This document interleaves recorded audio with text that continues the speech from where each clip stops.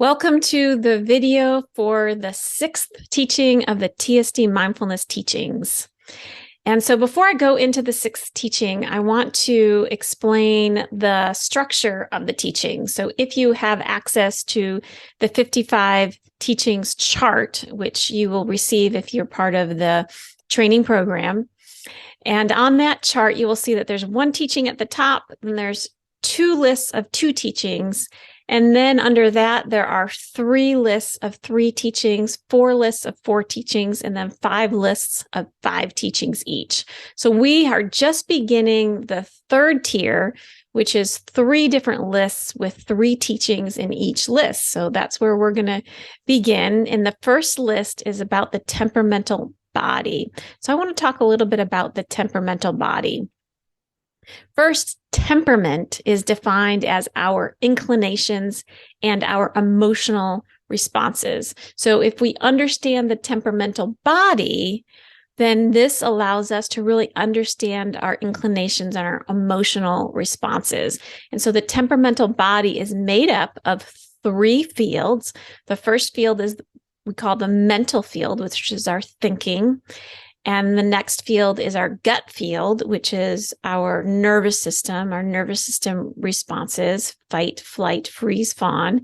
And our third field is our heart field, which is deeply emotional, as one way to think about the heart field. So I'm going to go over the first field listed on this list, the temperamental body, and that is the mental field.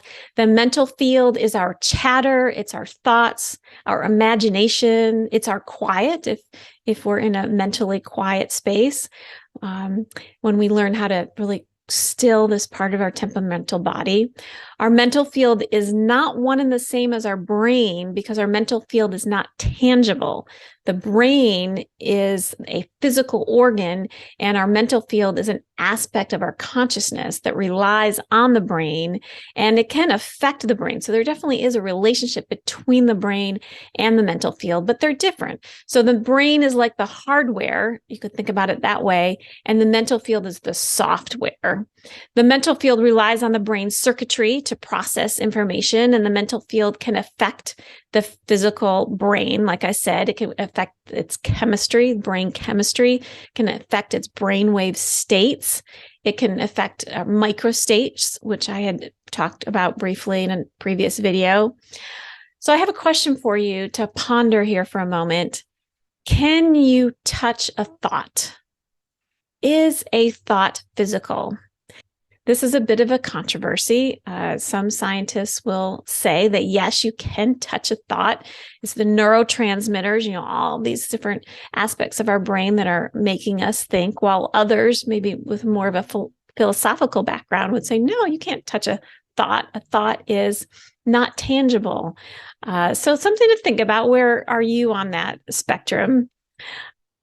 I will tell you that in a meditation years ago, I saw a thought being born. It was a really interesting experience. When you practice mindfulness very deeply for long periods of time, things really slow down. Your whole process slows down. And the way I can describe this is imagine a pool of paint. Say you take a paint can and you pour it out on the concrete, and it's like this surface of paint. So that's kind of what I was seeing. And then out of that substance came a symbol, and it was a hammer. And so I saw a hammer kind of being born out of this substance. And then the hammer, the symbol, triggered a thought. And I wish that I could remember what that thought was. I don't remember, but I really consider that as an experience of watching a thought being born. So in that scenario, it did start out very symbolic. The term mental field is not to be used interchangeably with the mind. So I want to talk about the difference between the mental field and the mind. The mind is similar to consciousness, our awareness, and the mind can move. The mental field does not move. The mental field is really fixed here, if you want to think about it that way, with our thinking. Most often we perceive from our mental field because that's so much of our culture. Our culture is just completely supporting us to perceive reality through our psyche, if you want to look at it that way. And the mind can move to other fields of the temperamental body. So if you look at really ancient literature, some people, experts will say that back in maybe the Egyptian times, that people perceived more from their heart. Their perception was more from their heart. So it's interesting. So that's part of this practice, right? Is we are taming our mental field, we're soothing our gut field so we can perceive more from our heart. So when you do not perceive and process based in logic and instead perceive and process information in your heart, then you really have moved your mind, you've moved your consciousness into your heart field. While practicing TSD mindfulness, students move their minds into their heart field and begin to learn how to perceive from this point. And as I said earlier, the mental field is part of the temperamental system, made up of the mental field, the gut field, and the heart field.